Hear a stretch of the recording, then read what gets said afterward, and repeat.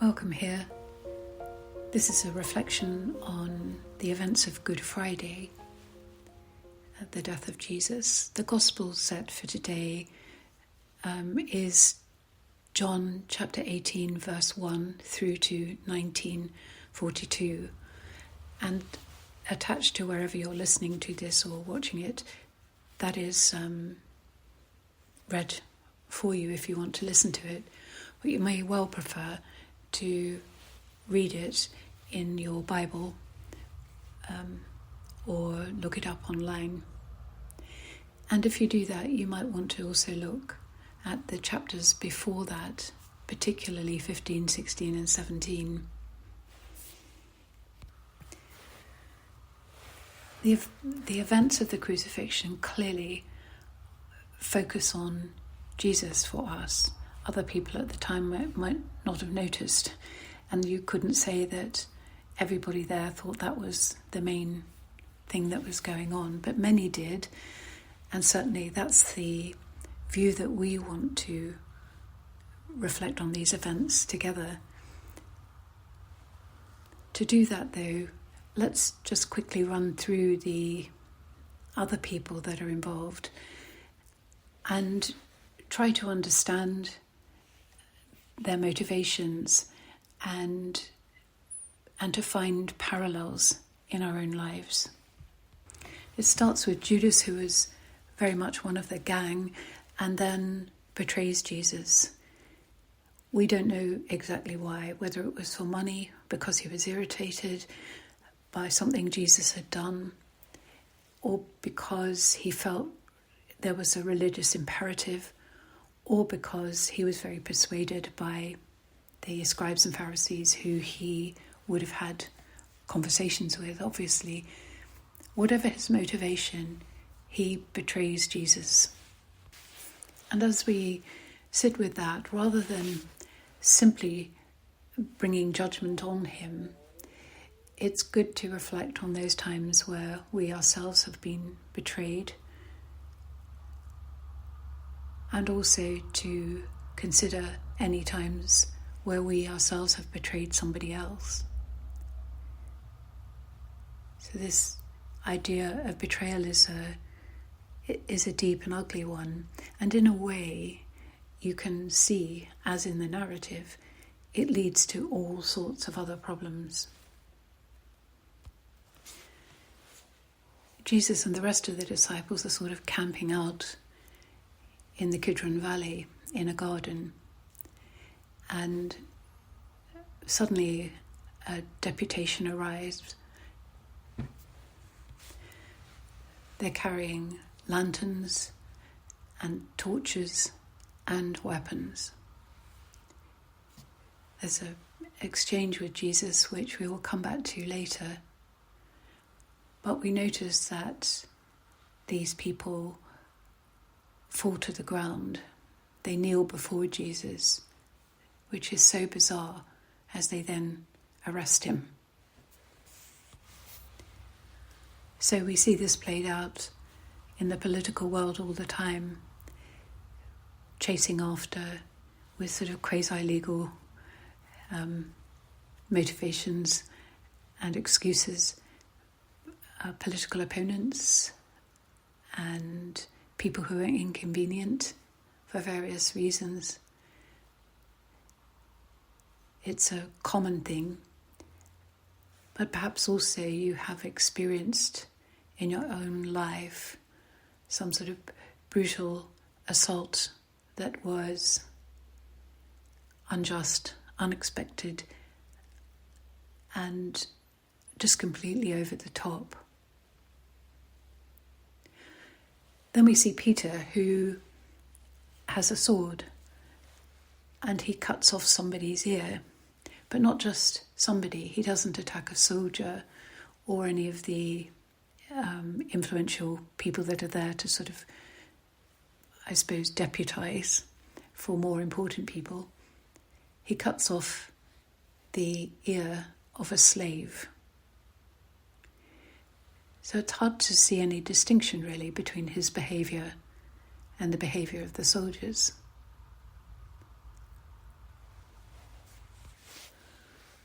a huge overreaction brought out of fear and hubris, but at the same time clearly demonstrating his understanding of the social hierarchy and the issues around attacking, for example, a soldier. We see Annas, who was a significant religious figure, and Caiaphas as father-in-law, so a very significant figure in his own right, and also connected to the most powerful office in the understanding of Judaism at that time. Annas questions Jesus. Like most political arrests, Annas wants to know who the other disciples are and fill in his knowledge, perhaps for later arrests. And he wants to know about Jesus' teaching. So there's an examination under threat.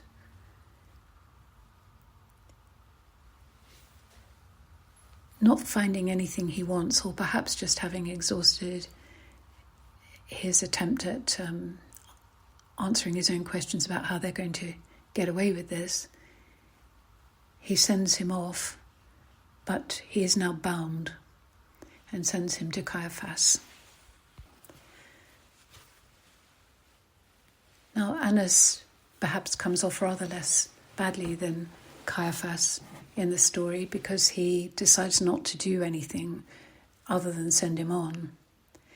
But again, this is an aspect of human behaviour we see a lot, where not wanting to take responsibility, not making decisions, and not in any way rocking the boat, allowing and aiding ugliness and injustice to thrive. This is where one does not speak up. One does not use the power one has to free or aid those who are suffering from injustice, but rather to bind them more tightly and pass them on. We see the same behaviour in Peter, just in a different power position, when he denies again and again that he is one of the disciples. And in a way, we might question whether in fact he's telling the truth, that in a way he's not really one of the disciples. His preeminent concern is his safety.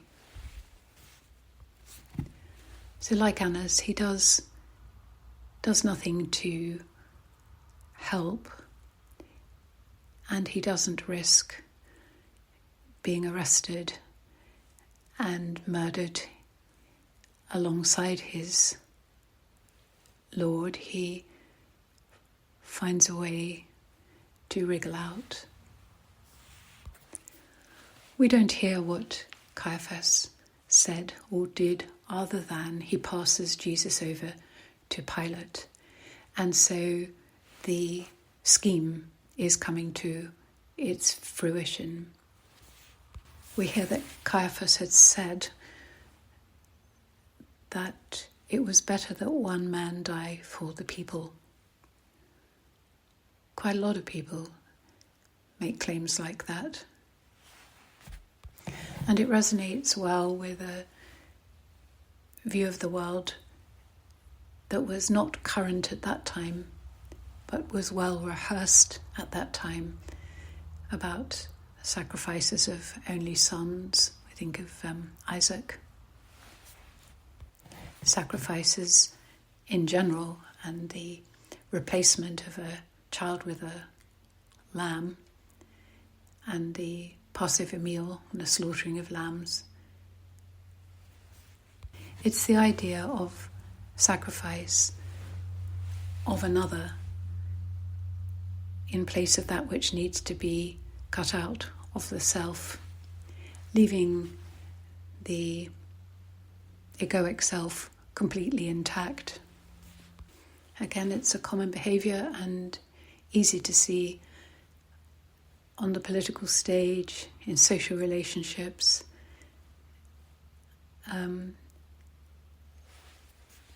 and perhaps if you look closely enough in yourself, obviously in small measure, but perhaps this is there too. Pilate, who's one of the more interesting characters really, because he has no particular interest in the spiritual upheavals, the challenge that Jesus is making, where he encourages people to love God rather than perhaps love the temple and do what you're told. He wants to know if he's a king.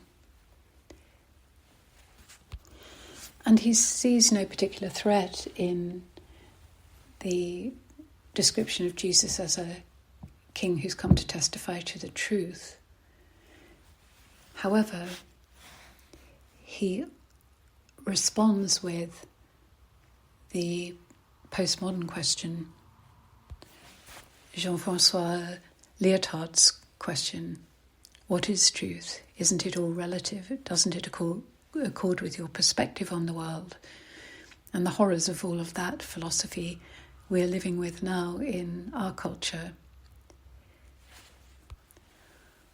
Pilate would have well understood that Caiaphas's view of what was true would be different from Jesus' view, for example. But the question might be much deeper. He may have actually been asking Jesus to tell him, to teach him.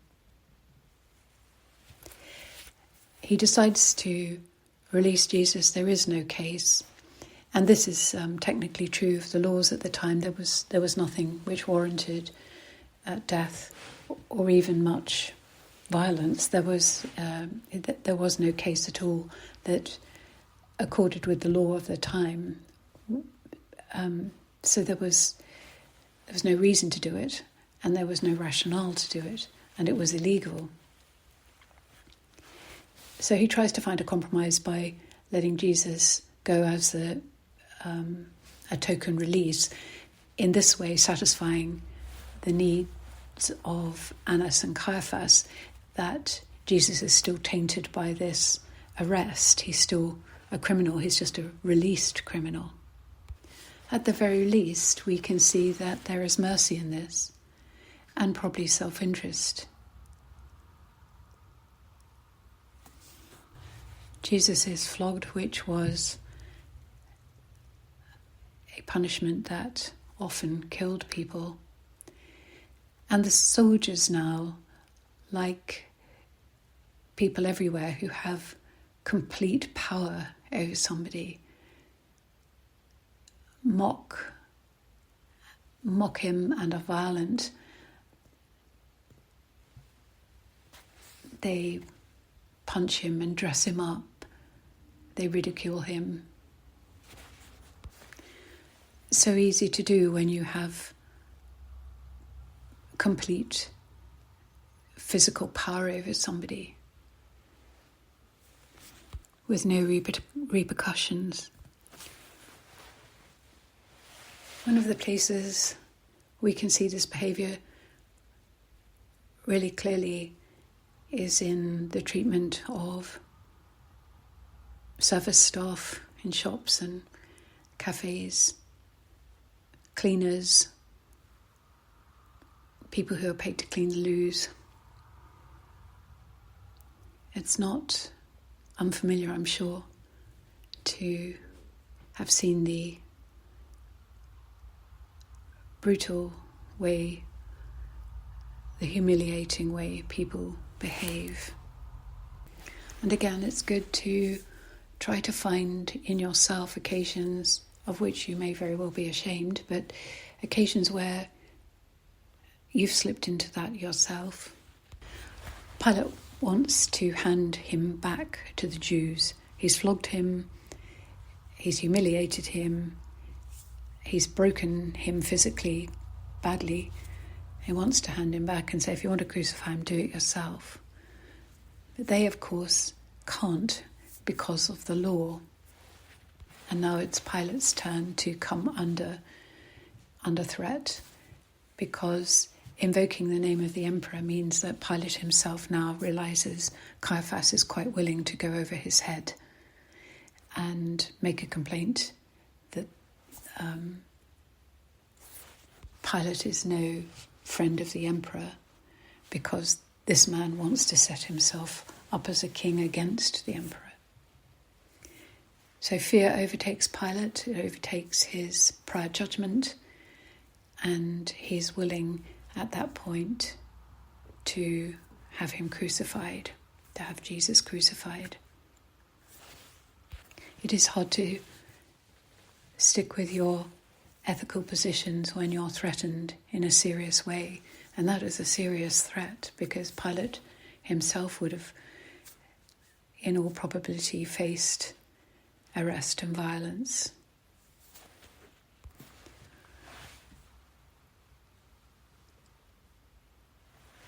Jesus is crucified along with two other people,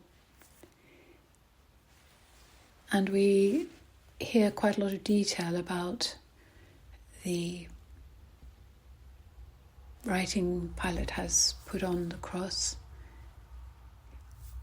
and also the soldiers squabbling over the last of his possessions.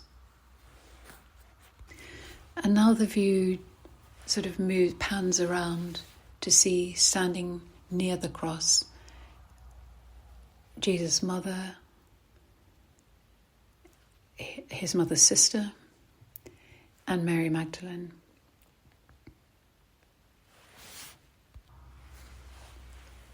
After Jesus dies, his side is pierced to make sure he's dead, and he avoids the breaking of the legs, which must have been quite a dreadful thing to witness.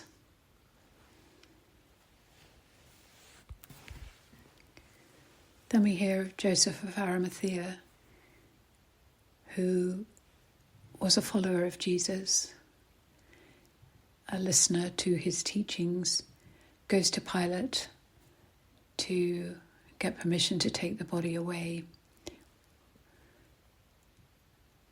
So Joseph of Arimathea and Nicodemus are both men of substance and huge respectability, so they do manage between them to have the body taken down and allowed to take it away. And Nicodemus brings all the necessary spices and herbs to prepare Jesus' body for burial in the proper way. And now we're in another garden. This is a garden near to Golgotha, and there was a brand new tomb there, so they put him in there, and because it's the day of preparation, they leave him there. Some mercy, care, and huge respect paid at last. So now let's look at Jesus' words, because he appears to have known very well that this is a possible or even likely outcome, returning to Jerusalem for the Passover. His question is, for whom are you looking? He asks it twice, once when he's already said who he is. Interesting, isn't it? So we can ask ourselves, for whom are we looking?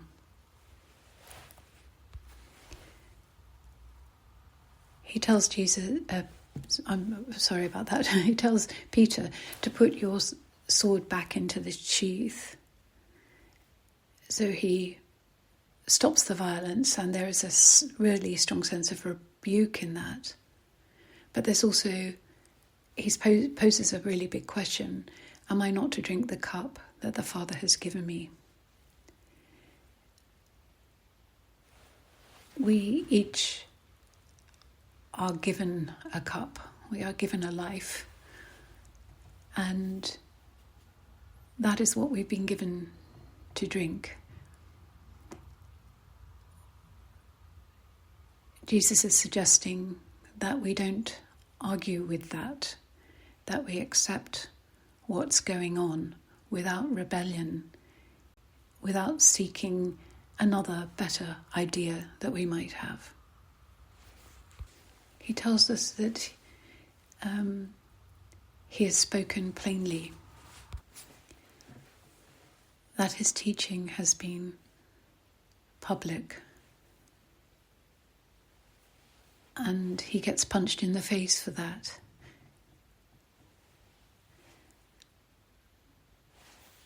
Of course, because this is not the right attitude. There should be some simpering, begging going on. Jesus says, if I have spoken wrongly, tell me where the fault is.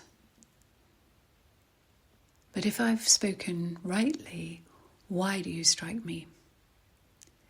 And that is a huge question that Annas is unable to answer, or unwilling to answer.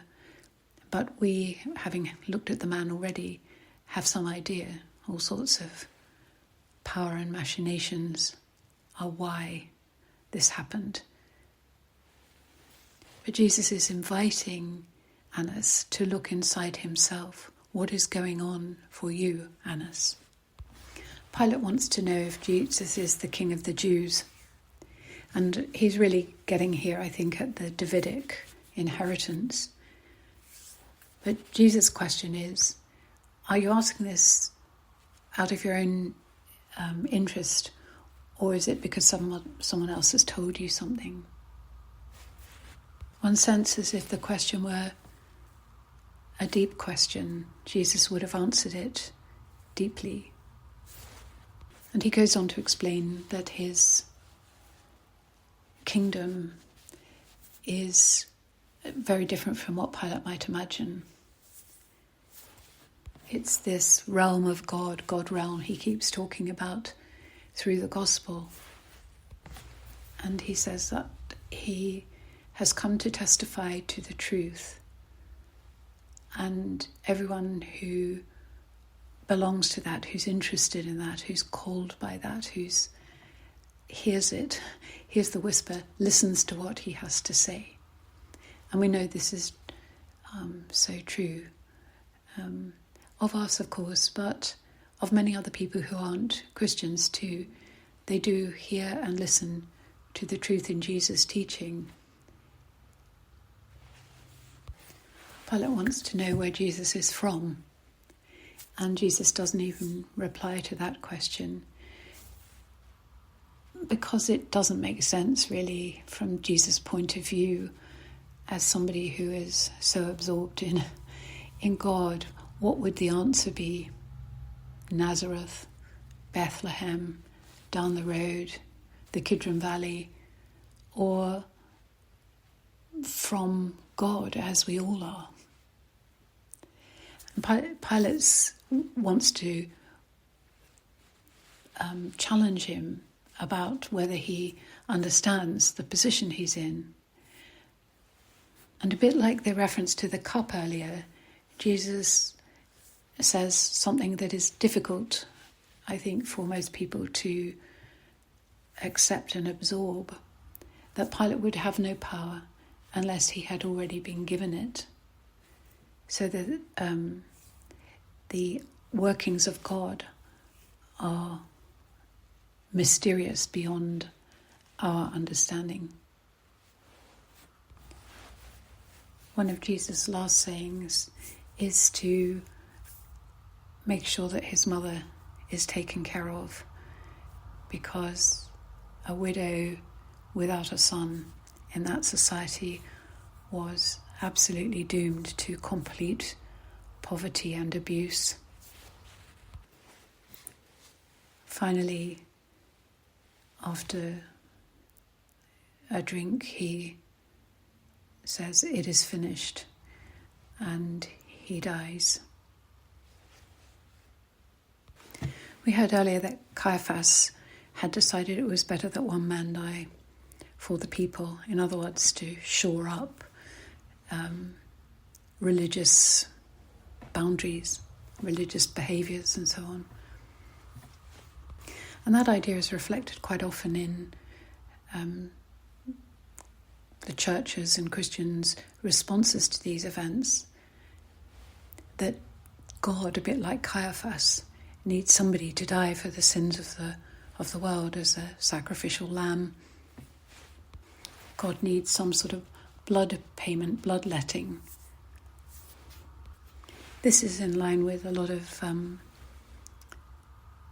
earlier theology about covenants being sealed with blood and so on. This is a strange and rather awful anthropomorphizing of God and God's nature.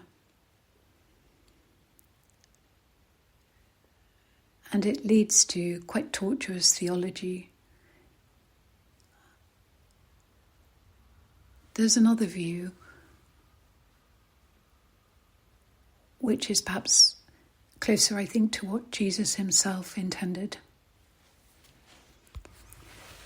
Going into the maelstrom of human weaknesses in his strength, in his humility, in his gentleness, his compassion, and in the truth.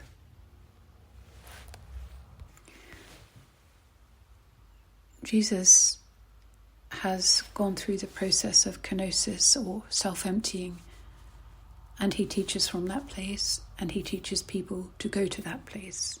He says in the earlier chapters that you, I hope, have had a look at, that he prunes in himself those branches which produce no fruit. And as we read this story, especially if we're able to relate to it personally, we might be able to do the same, to prune those branches that are just not producing fruit. If only Caiaphas was such a man, if only Pilate were such a man, if only Judas were such a man, this would have been different. And this kenosis ultimately involves letting go of the need also to protect the body, which is so fundamental to humans and animals. It's a complete emptying out, and at the end we see that in his death.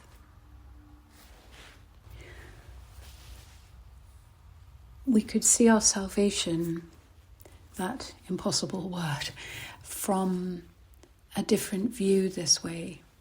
We can see that if we look at the stillness of Jesus through this process, and if we listen and attend to the truth and to his words, we also are offered the possibility of being different, of being released from all this ugliness that comes along with the de facto human condition in the adult world. He knows and he believes and understands that he already lives in us, and that we can live in him as he lives in God. But this understanding can only arise when we let go of a lot of other things that stand, that sort of veil that vision. As we look at this account and pray over it, ponder it, contemplate it, we can see all that is ugly about humanity. Over history, writ large, small, something you come across in the supermarket or driving the car. And sadly, in our own lives, in ourselves, in our own behaviours. And this other still, quiet perfection, and the teaching, the truth about how we too can be that.